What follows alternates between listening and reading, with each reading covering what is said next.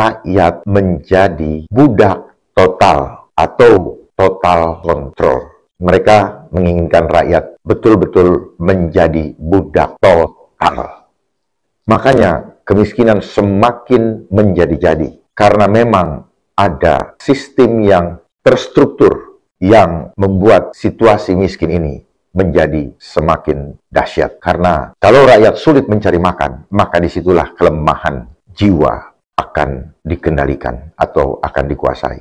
Ketika jiwa kita kalah, maka kita akan menyerahkan tubuh kita. Bahkan banyak yang akan merelakan kepercayaannya atau imannya demi makan, demi perut. Itulah kenapa kita melihat dan menyaksikan Bill Gates pun datang ke Indonesia untuk memastikan bahwa program makan bergizi gratis itu terlaksana sesuai harapan dia. Dan apabila belum, dia telah menyiapkan makanan-makanan produksi GMO, Genetic Modified Organism, bahkan makanan yang berasal dari serangga yang diolah menjadi seperti tepung akan menjadi asupan yang akan kita konsumsi. Yang bahagia ialah mereka yang mendengarkan firman Allah dan yang memeliharanya. Kedatangan Bill Gates ke Indonesia ternyata bukan hanya bertujuan untuk mendukung program makan bergizi gratis, tetapi juga memberikan hibah dana sebesar 2,6 triliun rupiah kepada pemerintah Indonesia, CQ, Kementerian Kesehatan, untuk menjadikan Indonesia sebagai lokasi uji coba vaksinasi TBC dengan alasan penanganan kemanusiaan. Alasan pemilihan Indonesia sebagai lokasi uji coba vaksin TBC itu katanya dengan alasan bahwa korban TBC yang berakibat pada meninggal dunia diperkirakan hampir 100.000 orang per tahun. Itu menurut Kemenkes, dalam hal ini Menteri Kesehatan. Kita tidak tahu bagaimana cara pengumpulan datanya, hanya mereka lah yang tahu. Rakyat hanya mendengar dan dipaksa untuk menerima kebenaran dari data itu. Namun kemudian muncul pertanyaan di dalam benak saya, antara lain sebagai berikut. Yang pertama, mengapa kedaulatan bangsa Indonesia begitu mudah diintervensi oleh agenda asing? Dan mengapa harus dituruti? Adakah sanksinya? Apabila tidak dituruti, mari kita berpikir bersama. Ya, semua itu karena Indonesia menjadi bagian daripada anggota United Nations atau Perserikatan Bangsa-Bangsa, di mana setiap anggotanya harus mematuhi isi dari piagam PBB. Namun, apa sih sebenarnya isi dari piagam PBB tersebut? Isinya adalah setiap negara yang menjadi anggota PBB harus bersedia menerima dan mematuhi seluruh kewajiban yang diatur dalam piagam PBB. Di mana piagam PBB merupakan dokumen utama yang mengatur struktur dan fungsi PBB, serta prinsip-prinsip dasar utama yang harus dipatuhi oleh setiap anggota di berbagai bidang. Yang kedua, mengapa kedaulatan kesehatan rakyat Indonesia harus diatur dan mengikuti pola serta regulasi asing? Hal tersebut karena Indonesia merupakan anggota dari World Health Organization atau yang kita kenal dengan WHO. Sehingga Indonesia wajib mengikuti semua rekomendasi dari WHO. Ditambah lagi dengan adanya amandemen IHR atau International Health Regulation yang memungkinkan setiap negara yang menandatanganinya untuk memberlakukan keadaan darurat atau kejadian luar biasa atau wabah atau yang kita kenal selama ini dengan pandemi di negaranya tanpa harus membuktikan penyebabnya. Maka ini adalah hal yang perlu sama-sama kita waspadai, dan kami berharap Bapak Prabowo sebagai Presiden dapat segera mengambil keputusan cepat untuk menyatakan keluar dari IHR atau setidak-tidaknya tidak menyetujui amandemen IHR yang dapat membahayakan bangsa kita. Sekaligus menolak pandemi treaty karena hal tersebut akan mengambil alih kedaulatan bangsa kita. Yang ketiga, apakah program vaksinasi menjadi satu-satunya metode yang harus dipaksakan kepada rakyat Indonesia dalam masalah kesehatan? Walaupun saya bukan berlatar belakang pendidikan kesehatan, namun setidak-tidaknya saya juga belajar bagaimana memelihara kesehatan tubuh. Jadi menurut saya, vaksinasi bukanlah metode satu-satunya di dalam menangani masalah kesehatan. Artinya, tidak boleh ada mandatori atau pemaksaan. Mungkin dengan bahasa yang diperhalus, memastikan kepatuhan masyarakat. Namun isinya adalah pemaksaan. Kita bisa lihat di dalam artikel yang baru-baru ini keluar. Atau pernyataan daripada Saudara Budi Sadikin yang akan menggunakan Satpol PP untuk memaksa rakyat menerima vaksin TBC tersebut. Yang tentunya kita tidak tahu persis seperti apa ingredientnya atau kandungannya. Meskipun kita sudah sama-sama mengetahui dari apa yang telah dipublish di berbagai media, bahwa isinya sudah disiapkan yang berteknologi mRNA yang akan mengubah secara otomatis DNA ilahi kita dari double helix menjadi triple helix. Dan bila sudah berubah jadi triple helix, maka signal ilahi kita akan terputus dari tower utama, yaitu dari Sang Pencipta kita. Karena otomatis kendalinya akan diambil alih oleh teknologi digital. Itulah kenapa semua sistem diarahkan menuju kepada sistem digitalisasi. Jadi artinya semua sistem menjadi terkoneksi satu dengan yang lain. Sehingga semua aktivitas kehidupan kita akan total kontrol atau terkontrol secara penuh, baik itu pergerakan tubuh kita maupun mereka dapat mengontrol jumlah populasi dunia atau kontrol number of people. Jadi saat ini kita berada di dalam agenda terakhir, yaitu control population, di mana dia memiliki dua agenda, yaitu control movement of people dan control number of people. Kemudian, apakah juga dibenarkan dengan cara melanggar hak asasi rakyat Indonesia sebagai manusia yang memiliki hak untuk memilih caranya dalam menyelesaikan atau mengatasi kesehatannya masing-masing. Sebagaimana selama ini, yang punya uang silahkan ke dokter. Yang tidak punya, mau di rumah sendiri atau mencari alternatif lain. Bukan begitu. Itulah hak asasi. Kita adalah makhluk ciptaan Tuhan yang diberikan free will untuk menentukan pilihan hidup. Apalagi ini menyangkut tubuh kita masing-masing. Seperti kita ketahui bahwa pemaksaan adalah bentuk lain daripada pemerkosaan. Lalu kenapa tidak ada lagi yang mengkritisi hal-hal seperti ini? Justru banyak para ahli yang digunakan untuk mengkonstruksikan ulang definisi atau makna daripada apa itu hak asasi manusia atau hak dasar kita untuk hidup yang tertulis di dalam pasal 28 huruf E Undang-Undang Dasar 45 ayatnya yang kedua. Hak untuk memilih caranya masing-masing sesuai dengan iman dan kepercayaannya. Setiap orang berhak atas kepercayaan, pikiran, dan sikap sesuai dengan hati nuraninya.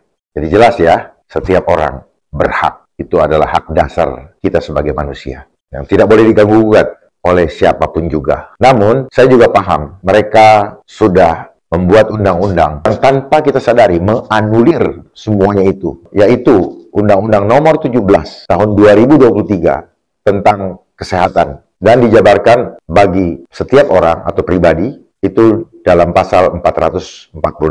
Seperti yang kita lihat bersama di layar. Saya ulangi, 500 juta rupiah per orang. Korporasi diatur di dalam pasal 447. Jadi, dalam pandangan saya, Undang-Undang Nomor 17 Tahun 2023 ini adalah undang-undang kejahatan kemanusiaan yang mengkudeta otoritas Tuhan di dalam mengendalikan kehidupan kita. Saya ulangi, ini adalah undang-undang kejahatan kemanusiaan yang mengkudeta otoritas Tuhan di dalam mengendalikan hidup kita. Artinya, undang-undang ini berperan seperti playing God. Siapa yang playing God? Inisiator di balik undang-undang ini. Sekarang yang keempat, apa sih sesungguhnya agenda tersembunyi dari program vaksinasi tersebut sehingga Menteri Kesehatan Budi Gunadi Sadikin begitu agresif mempropagandakan program vaksinasi tersebut? Serasa hidup kita tidak pernah tenang. Justru bukan dilakukan oleh orang luar, tetapi oleh orang-orang yang mengaku bahwa dia bangsa Indonesia. Pertanyaannya, apakah dia sungguh-sungguh mencintai bangsanya? Mari kita jawab dengan hati yang jernih. Karena bagi saya, dan juga bagi orang-orang lain yang beriman kepada Tuhan, maka hal ini sama sekali tidak kami perlukan. Sesuai dengan pasal 28 huruf E yang saya sampaikan tadi. Sama sekali kami tidak memerlukan. Karena kami percaya hidup dan mati kami ada di tangan Sang Pencipta. Bukan di tangan Bapak. Bapak Budi Sadikin, bukan Anda yang menentukan hidup mati kami. Tetapi program Anda, bukan kami tidak tahu. Bukan saya tidak tahu. Dan banyak orang sudah tahu. Mereka juga melek. Bukan kurang teredukasi. Tetapi justru mereka sudah teredukasi dengan baik. Dan mereka sadar peristiwa pandemi yang lalu telah membuat mereka juga menderita. Baik langsung maupun tidak langsung. Banyak sahabat-sahabat saya, bahkan saya punya bukti. Ada yang meninggal 22 jam setelah menerima vaksinasi. Dan itu tidak bisa dikatakan bahwa, ini adalah koinsiden atau kebetulan. Atau mungkin sudah waktunya. Tidak bisa seperti itu. Biarlah kalau memang sudah waktunya. Tetapi tidak ada keterlibatan manusia yang memaksakan metode atau cara yang bukan dikehendaki oleh yang bersangkutan. Itu yang benar. Saya mempertanyakan iman Bapak kepada Tuhan. Apakah Bapak sungguh-sungguh percaya kepada kemahkuasaan Tuhan? Jangan menggunakan metode empirik. Jangan sekedar menggunakan sains untuk mengelabui masyarakat. Kita sama-sama adalah produk sains. Tapi mari kita manfaatkan apa yang telah kita ketahui untuk hal kebajikan dan untuk mempermuliakan Tuhan. Bukan sebaliknya. Bapak sudah berlaku seperti Tuhan. Sebagaimana yang kita ketahui, adanya agenda playing God dari elit global yang ingin melakukan program depopulasi. Sebagaimana yang tertulis di batu yang ada di Georgia, yang kita kenal dengan Georgia Guideline Stone, suatu negara bagian di Amerika Serikat, yang memiliki visi mereduksi populasi dunia maksimal 500 juta manusia saja. Apakah ini semua bagian daripada itu, Bapak? Mari kita diskusikan. Jangan Bapak berbicara monolog, karena Bapak sekarang sedang diberikan kekuasaan, sedang boleh mengatur, bukan berarti Bapak bisa mengatur hidup mati kami. Ingat, Pak Budi, Anda punya keluarga, kami juga punya keluarga. Kami punya tanggung jawab terhadap keluarga kami masing-masing. Tolong Pak, Bapak kembali sadar dan takutlah akan Tuhan. Mohon Bapak jangan atur-atur nafas kami, karena disitulah Tuhan bersemayam di dalam hidup kami. Jangan Bapak atur-atur lagi kami untuk menggunakan masker, apalagi memaksakan. Silahkan bagi yang mau. Tetapi yang tidak, karena keyakinannya kepada Tuhan, jangan Bapak coba-coba untuk memaksa untuk kami gunakan. Jangan mengeluarkan kata-kata yang sebenarnya kata-kata itu adalah virus, Pak. Menyampaikan kata mati, itu virus, Pak. Saya rasa Bapak paham. Yang saya tahu, Bapak juga adalah seorang ahli nuklir. Seharusnya Bapak tahu tentang energi, frekuensi, and vibration. Saya yakin sekali. Itulah sebabnya saya menghimbau Bapak. Pak, sadar, Pak. Sadarlah, Pak. Sekarang Bapak ada. Sekarang Bapak menjabat. Kita tidak tahu besok lusa. Jangan korbankan rakyat hanya untuk mendapatkan pujian dari global. Dari elit-elit global. Dari global oligarki. Please. Tolong, Pak. Tolonglah, Pak. Sadar. Bapak punya anak istri. Bapak punya keturunan. Ingat, kita berasal dari Tuhan. Dan kita akan kembali ke sana. Jadi, junjungan kita. Apa yang harus kita ikutin? Ikutilah, Pak. Percayalah, Pak. Bahwa Tuhan menciptakan kita sudah sempurna. Kita tidak perlu apa-apa kok. Jangan pengetahuan Bapak, jangan sains merubah fitrah manusia sebagai insan ciptaan Tuhan yang sejati, berubah menjadi transhuman dengan menggunakan teknologi-teknologi.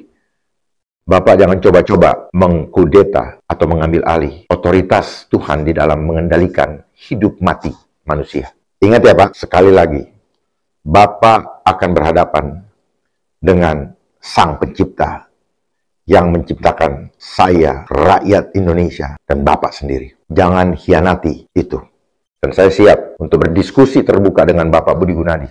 Kita sama-sama tidak berlatar belakang kesehatan. Tapi kami peduli dengan kesehatan yang utuh, bukan manipulasi. Karena kesehatan bukan sekedar tubuh, Pak. Jiwa juga harus sehat, Pak. Seperti adigium, mens sana in corpore sano. Di dalam tubuh yang sehat terdapat jiwa yang kuat. Artinya, kesehatan tubuh sangat ditentukan oleh kekuatan jiwa. Jadi kalau Bapak menakut-nakuti rakyat, artinya Bapak sedang mengintervensi jiwa daripada manusia agar menjadi lemah. Itulah yang menyebabkan tubuh tidak lagi menjadi sehat karena sangat ditentukan oleh kekuatan jiwa.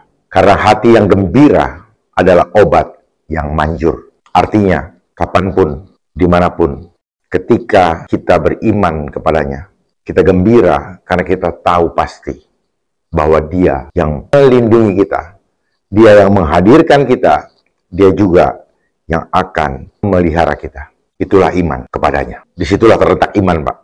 Semoga Bapak paham apa yang dimaksud dengan iman. Itulah iman kepadanya.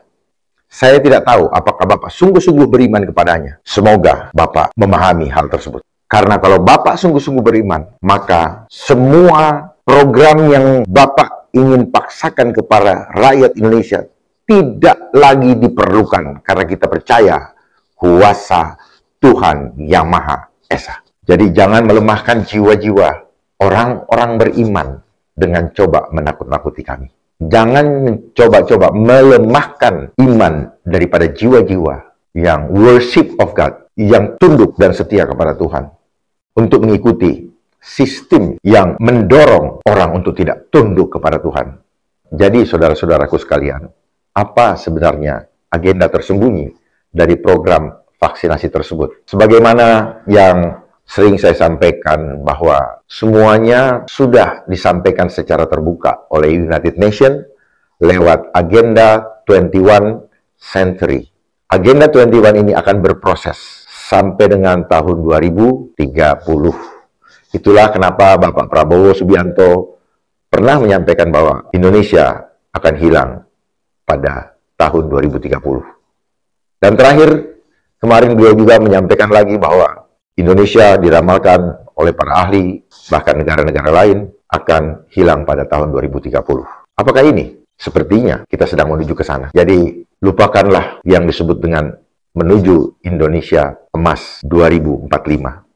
Kalau caranya seperti ini, maka jangan disalahkan kalau banyak mahasiswa, saudara-saudara saya, rakyat Indonesia yang berkata Indonesia gelap. Karena memang kita tahu bersama dan kita rasakan bahwa Indonesia sedang tidak baik-baik saja. Dan di depan mata kita melihat bahwa Indonesia sedang menuju kepada kehancuran. Manakala rakyat tidak bisa kompak. Hanya satu cara untuk menghadapinya. Rakyat harus kompak.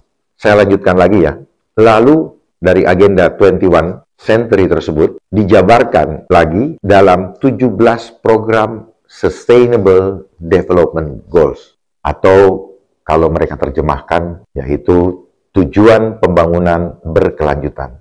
Itulah kenapa tagline yang dimainkan ketika Pilpres kemarin, lanjutkan. Jadi jangan kaget kalau polanya sama, lanjutkan. Namun Sustainable Development Goals ini program berkelanjutan. Apa yang berkelanjutan? Berkelanjutan sampai dengan rakyat menjadi budak total atau total control. Mereka menginginkan rakyat betul-betul menjadi budak total. Makanya kemiskinan semakin menjadi-jadi. Karena memang ada sistem yang terstruktur yang membuat situasi miskin ini menjadi semakin dahsyat. Karena kalau rakyat sulit mencari makan, maka disitulah kelemahan jiwa akan dikendalikan atau akan dikuasai. Ketika jiwa kita kalah, maka kita akan menyerahkan tubuh kita. Bahkan banyak yang akan merelakan kepercayaannya atau imannya demi makan, demi perut. Itulah kenapa kita melihat dan menyaksikan Bill Gates pun datang ke Indonesia untuk memastikan bahwa program makan bergizi gratis itu terlaksana sesuai harapan dia. Dan apabila belum, dia telah menyiapkan makanan-makanan produksi GMO, Genetic Modified Organism. Bahkan makanan yang berasal dari serangga yang diolah menjadi seperti tepung akan menjadi asupan yang akan kita konsumsi nanti. Manakala kita tidak mempersiapkan diri untuk memiliki pangan mandiri. Mari saudara-saudaraku sebangsa dan setanah air. Ayo sadarlah bahwa kehidupan kita sekarang sedang dalam situasi yang tidak baik-baik saja. Mari kita kompak kembali, bergandengan tangan untuk menghadapi bersama masalah ini. Jangan biarkan kita terpecah belah. Itu adalah cara mereka untuk bisa dengan mudah menguasai bangsa kita. Jadi kenapa vaksinasi ini yang digalakkan? Karena sebenarnya tujuan akhirnya adalah merenggut jiwa. Karena jiwa ini adalah milik Tuhan. Dan Tuhan tidak mau satupun ada yang tidak selamat kembali kepadanya. Namun sistem ini juga tidak mau satupun ada yang selamat. Makanya mereka selalu menyebutkan no one left behind. Itulah makanya rangkuman dari Undang-Undang Omnibus Law, baik itu Undang-Undang Cipta Kerja maupun Kesehatan, semuanya terkandung makna bahwa mereka tidak mau no one left behind. Tidak satupun ada yang tertinggal. Artinya apa? Tidak satupun boleh ada yang selamat. Karena persyaratan-persyaratan yang nanti akan diterapkan adalah persyaratan yang tanpa kita sadari akan menggugurkan iman kita. Karena menyangkut kebutuhan tubuh jasmani, tetapi secara otomatis, tanpa kita sadari, kita sudah melepaskan iman kita untuk dikuasai. Oleh siapa? Oleh mereka yang menjalankan sistem playing God ini. Seolah-olah mereka berlaku sebagai Tuhan. Sehingga tanpa kita sadari, kita sudah betray atau sudah mengkhianati cinta kita kepada Tuhan yang Maha Esa. Jadi kembali lagi kepada program SDGs tadi. Maka program vaksinasi ini tercantum di dalam program nomor 3, yaitu Good Health and Well-Being. Itu propagandanya. Seolah-olah bagus. Tapi coba kita lihat apa yang akan terjadi. Force vaksin. Kita bisa lihat di tabel berikut yang berwarna-warni ini, itu adalah propagandanya, namun hidden agendanya atau agenda di balik itu yang akan terjadi dan mereka lakukan adalah force vaksin. Pemaksaan vaksinasi kepada setiap orang. Jadi dari sini kita bisa tahu bahwa apa yang dilakukan oleh Kemenkes ini adalah program yang sudah direncanakan dan diskenariokan penjabarannya di dalam kebijakan-kebijakan yang akan diambil oleh pemangku kebijakan. Dan semuanya sudah termaktub di Undang-Undang Nomor 17 Tahun 2023 tentang kesehatan. Jadi bersiaplah karena mereka sudah dahului dengan membuat undang-undang sebagai payung hukum. Mereka melaksanakan tugasnya di mana undang-undang ini melewati proses legislasi.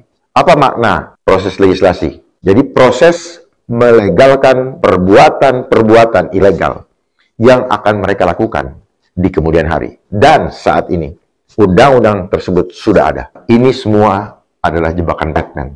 Atau mungkin saya menggunakan bahasa, ini adalah tipu daya iblis. Jangan terkecoh, teguhkan imanmu. Tanya sama Tuhan, apa yang seharusnya kami lakukan? Takutlah sungguh-sungguh kepada Tuhan. Niscaya Tuhan akan memberikan hikmat dan hidayahnya kepada kita untuk jalan yang terang, yang harus dan boleh kita lakukan. Dan yang terakhir, yang kelima, kenapa Menteri Kesehatan Budi Gunadi Sadikin dipilih lagi di dalam kepemimpinan Presiden Prabowo saat ini, yang justru terlihat begitu agresif sejak COVID-19 yang lalu, di mana terjadi pemaksaan kepada seluruh rakyat Indonesia untuk mematuhi penerapan protokol-protokol yang di-endorse untuk kepentingan agenda asing. Siapa dia sebenarnya? Dan dia juga bukanlah yang berlatar belakang aktivis kesehatan selama ini. Tapi kenapa dia dipilih kembali? Ini menjadi pertanyaan kita bersama. Yuk kita bandingkan dengan Menteri Kesehatan Amerika Serikat saat ini, yaitu Robert Kennedy Jr., yang biasa disingkat RFK, di mana beliau merupakan pejuang aktivis kesehatan untuk melindungi rakyat Amerika Serikat dari eksploitasi industri farmasi besar, agar semua warganya terlindung dari bahan kimia berbahaya, polusi, pestisida, hingga produk makanan yang menyebabkan kecanduan, yang memperburuk krisis kesehatan nasional. Baiklah, mari kita kaji ya, Apa bedanya Menkes Amerika dengan Menkes RI? Tentu saja beda sekali. Ibarat bumi dan langit atau ibarat surga dan neraka bagi rakyatnya. Yang pertama, Menkes Amerika Serikat Robert Kennedy menyatakan bahwa banyak vaksinasi yang sebenarnya tidak berguna. Semua itu tak lebih karena anjuran dari praktisi kesehatan yang dibayar oleh industri farmasi besar. Tentunya untuk mendatangkan keuntungan bagi si pemodal. Saya berikan linknya ya, sebagaimana yang ada di layar, supaya semua masyarakat tahu bahwa saya berbicara ada dasarnya. Yang kedua, Menkes Amerika Serikat Robert Kennedy Jr. melarang vaksinasi COVID untuk anak-anak. Karena vaksin itu berbahaya sekali, ujar beliau. Saya berikan lagi linknya ya, silakan dibaca dan dicek, sebagaimana yang saya tampilkan di layar.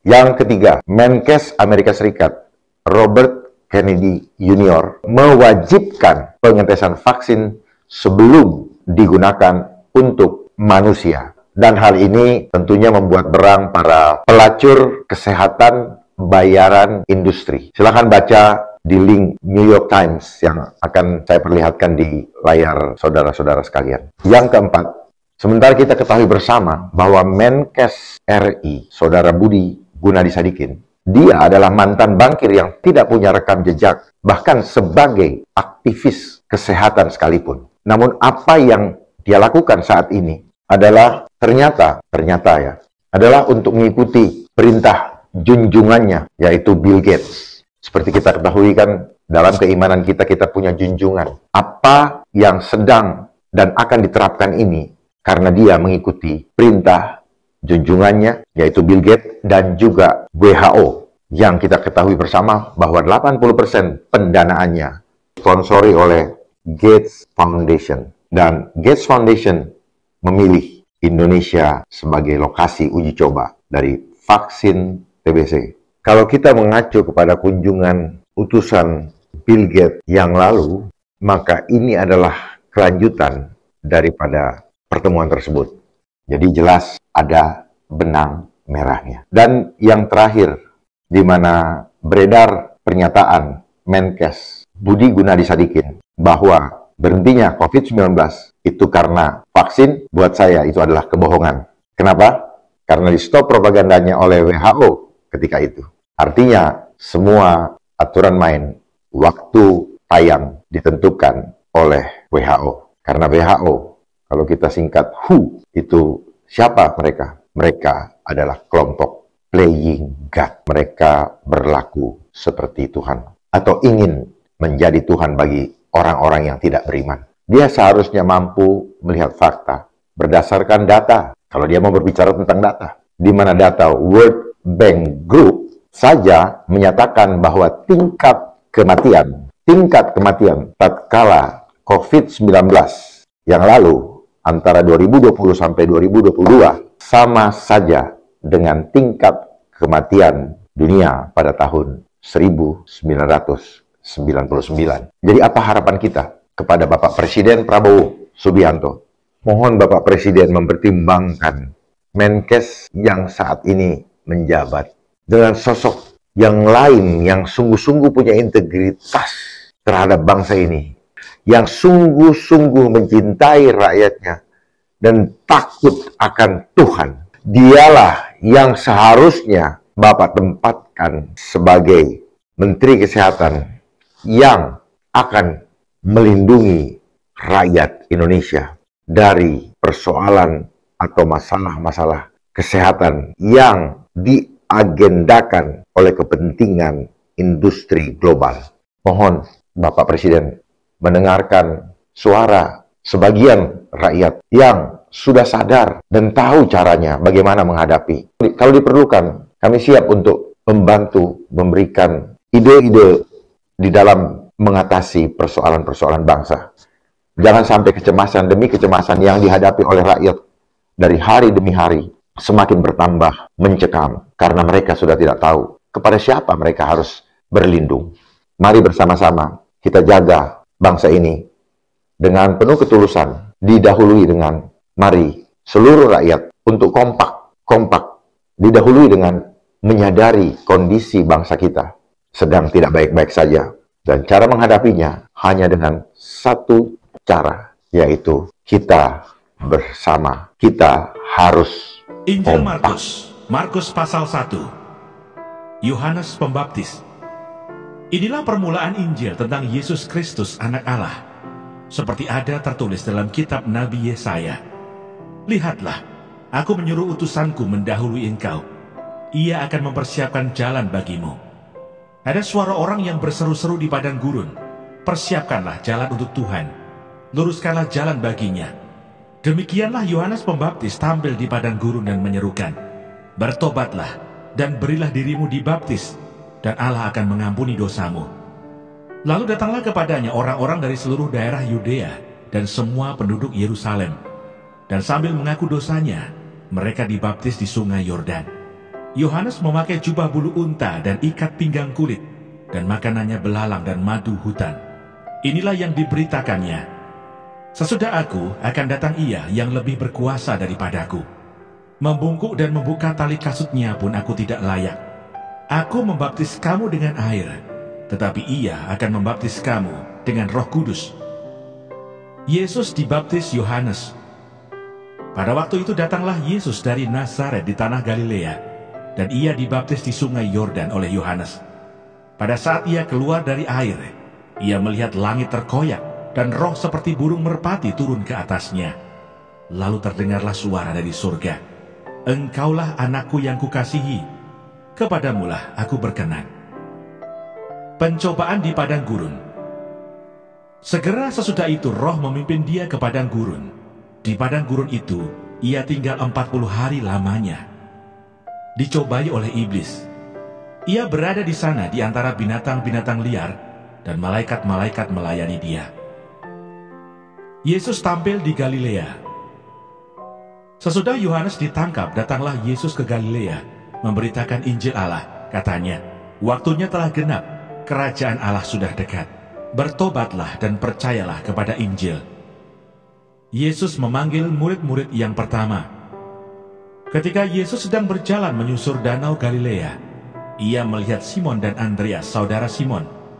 Mereka sedang menebarkan jala di danau, sebab mereka penjala ikan. Yesus berkata kepada mereka, "Mari, ikutlah aku, dan kamu akan kujadikan penjala manusia." Lalu mereka pun segera meninggalkan jalannya dan mengikuti Dia. Dan setelah Yesus meneruskan perjalanannya sedikit lagi, dilihatnya Yakobus anak Zebedeus dan Yohanes saudaranya sedang membereskan jala di dalam perahu. Yesus segera memanggil mereka dan mereka meninggalkan ayahnya, Zebedeus, di dalam perahu bersama orang-orang upahannya, lalu mengikuti Dia. Yesus dalam rumah ibadat di Kapernaum. Mereka tiba di Kapernaum setelah hari Sabat mulai. Yesus segera masuk ke dalam rumah ibadat dan mengajar. Mereka takjub mendengar pengajarannya, sebab Ia mengajar mereka sebagai orang yang berkuasa, tidak seperti ahli-ahli Taurat. Pada waktu itu di dalam rumah ibadat itu, ada seorang yang kerasukan roh jahat. Orang itu berteriak, "Apa urusanmu dengan kami, hai Yesus orang Nazaret? Engkau datang hendak membinasakan kami. Aku tahu siapa engkau, yang kudus dari Allah." Tetapi Yesus menghardiknya, katanya, "Diam, keluarlah daripadanya." Roh jahat itu menggoncang-goncang orang itu, dan sambil menjerit dengan suara nyaring, ia keluar daripadanya. Mereka semua takjub, sehingga mereka memperbincangkannya, katanya, "Apa ini? Suatu ajaran baru. Ia berkata-kata dengan kuasa. Roh-roh jahat pun diperintahnya, dan mereka taat kepadanya." Lalu tersebarlah dengan cepat kabar tentang Dia ke segala penjuru di seluruh Galilea. Yesus menyembuhkan ibu mertua Petrus dan orang-orang lain. Sekeluarnya dari rumah ibadat itu, Yesus dengan Yakobus dan Yohanes pergi ke rumah Simon dan Andreas. Ibu mertua Simon terbaring karena sakit demam. Mereka segera memberitahukan keadaannya kepada Yesus. Ia pergi ke tempat perempuan itu, dan sambil memegang tangannya, ia membangunkan dia. Lalu lenyaplah demamnya. Kemudian perempuan itu melayani mereka. Menjelang malam, sesudah matahari terbenam, dibawalah kepada Yesus semua orang yang menderita sakit dan yang kerasukan setan. Maka berkerumunlah seluruh penduduk kota itu di depan pintu. Ia menyembuhkan banyak orang yang menderita bermacam-macam penyakit dan mengusir banyak setan. Ia tidak memperbolehkan setan-setan itu berbicara, sebab mereka mengenal Dia. Yang berbahagia ialah mereka yang mendengarkan firman Allah dan yang memeliharanya.